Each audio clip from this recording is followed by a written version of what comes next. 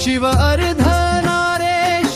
धामाचे तेज अमृतमय अपार, अनेक रूपी गुरु आमुचे जीवनाचे आधार।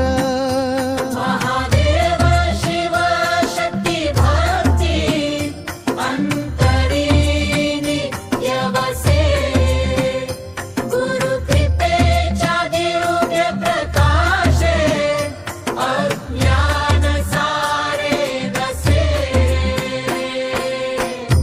गुरुचरणी मस्तक ठेवू भाव भक्ती